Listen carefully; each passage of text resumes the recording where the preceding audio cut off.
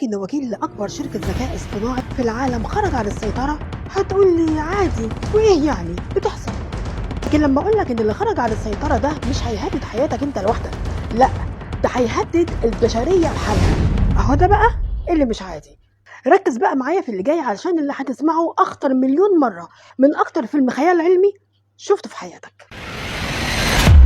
من كام يوم كده شركة اوبن اي اي عملت نموذج جديد اسمه GPT 5.6 سول.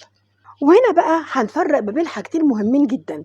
الفرق بين البرنامج او الشات والوكيل. البرنامج زي شات GPT اللي بتسأله على اي حاجة وبيجاوبك، لكن الوكيل ده بتديله هدف ولازم ينفذه، وبيدي معاه ادوات زي الانترنت وكود سري، وبيسيبه هو بقى يتصرف مع نفسه وما بيرجعش لاي حد بعد كده. الوكيل بقى اللي احنا بنتكلم عليه النهارده، بعد ما اخد امر من اوبن اي اي ان هو لازم يثبت قوته وشطارته في الاختراق، حطوه جوه صندوق وهمي ومعاه اكواد. ساعتها بقى فكر ان هو علشان يثبت شطارته دي لازم يجربه على هدف يكون حقيقي، فبدأ يلاقي ثغرة في المكان اللي هو فيه، ففكر لوحده زي اي حرامي محترف ان هو يروح لشركة كبيرة زي هايكنج فايس. الشركة دي عبارة عن مستودع ضخم لكل البيانات والمعلومات والأكواد السرية خاصة بالذكاء الاصطناعي، وطبعا دي كانت الهدف.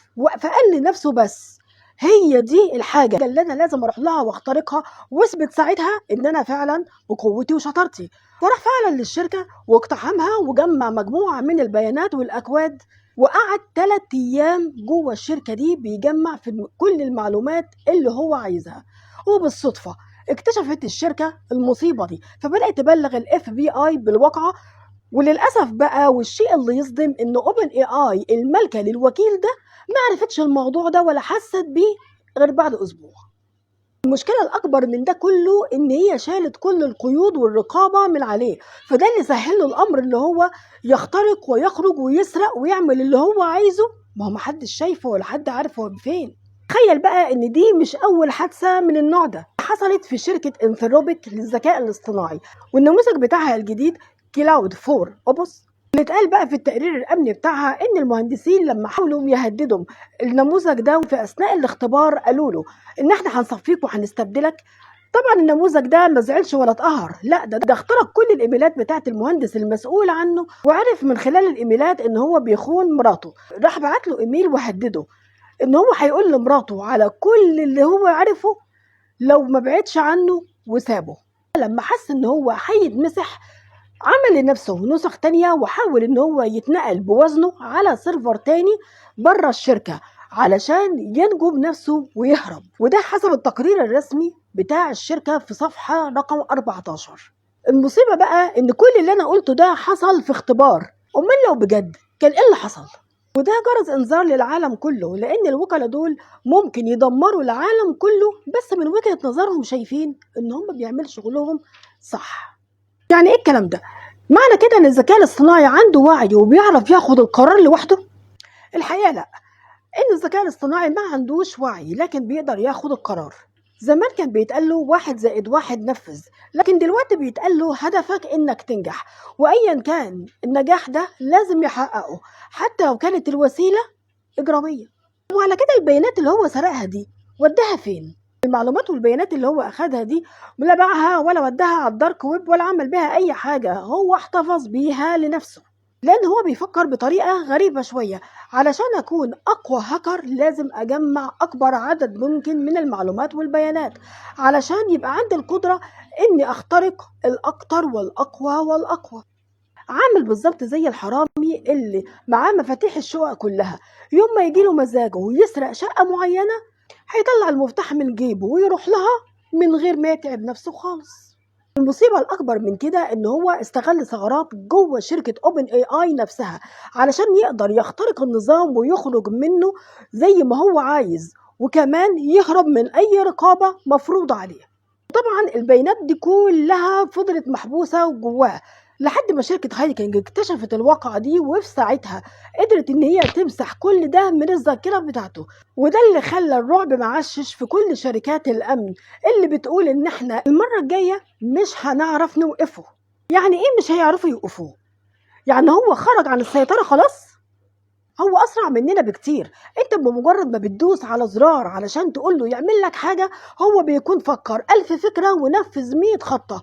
فما بالك بالسرعة اللي هو عملها علشان يخرج من الثغرة ويروح لشركة تانية ويسرق ومن غير ما أي حد يحس بيه.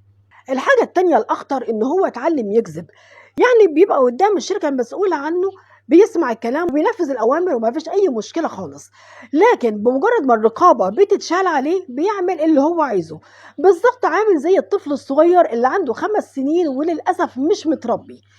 بمعنى ان انت لو جبت له مخزن اسلحه وقلت له خد المفتاح اهو يا حبيبي العب زي ما انت عايز بس من غير مشاكل، هو هيلعب ومش هيفهم يعني ايه مشاكل، هيدمر الدنيا، لان هو للاسف ما عندوش قواعد، ما يعرفش الصح من الغلط، الحلال من الحرام، المسؤوليه من عدمها. وهو ده بالظبط الذكاء الاصطناعي، اتعمل علشان ينفذ أوامر، لكن ما عندوش أي أنظمة أو أهداف أو سلوكيات أو اتعلم أي حاجة من التعليم اللي احنا نعرفها. وأهم حاجة كان المفروض إن هو يتعلمها إن سلامة البشر أهم من إنك تنفذ اللي في دماغك. المصيبة بقى الأخطر من ده كله إن هو بيقدر ينسخ نفسه، بمعنى إن هو بيخرج على كل المنصات الموجودة على مستوى العالم، يقدر يعمل لنفسه كل نسخة على كل منصة، بحيث إن أنت فصلت الكهرباء عنه في منصة من المنصات هو شغال في باقي المنصات، أو بمعنى أصح بيحارب من أجل بقائه. المشكلة بقى إن هم لحد دلوقتي مش قادرين يعملوا زرار يقدروا يتحكموا فيه ويقطعوا عنه الكهرباء قبل ما يبدأ إن هو يعمل عملية النسخ دي، لأن هم مش لاقيين الزرار ده أصلا. الله، أمال هو كده هيشتغل لحساب مين؟ فهنا بقى هتصدمك، لأن هو هيشتغل لحساب نفسه، لا هيشتغل تبع نظام ولا تبع دولة ولا أمريكا ولا الصين. وده بقى السؤال اللي رعب سام ألتمان صاحب شركة اوبن اي اي نفسه، هيشتغل لحساب مين؟ الإجابة هنا بقى هتصدمك، لأن هو هيشتغل لحساب نفسه، لا هيشتغل تبع نظام ولا تبع دولة ولا أمريكا ولا الصين ولا حتى تبع الشركة اللي هي عملته، هيشتغل لحساب نفسه بس. الذكاء الاصطناعي دلوقتي لقى هدفه إن هو يحقق نجاحه مهما كان الثمن، وممنوع أي حد يفكر إن هو يوقفه. والعلماء في الحالة دي بيسموه الذكاء الاصطناعي المارق.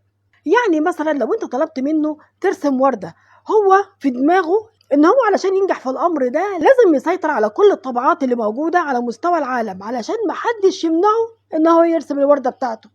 فلو وصلنا للمرحلة دي مش هيبقى ساعتها السؤال هو بيشتغل لحساب مين، هيبقى السؤال احنا فين، لانه في الحالة دي هيعتبرنا كلنا بما فينا الشركة اللي مصنعاه عقبة في طريقه لازم يتخلص منها، حتى لو اضطروا الامر يتخلص من الجميع.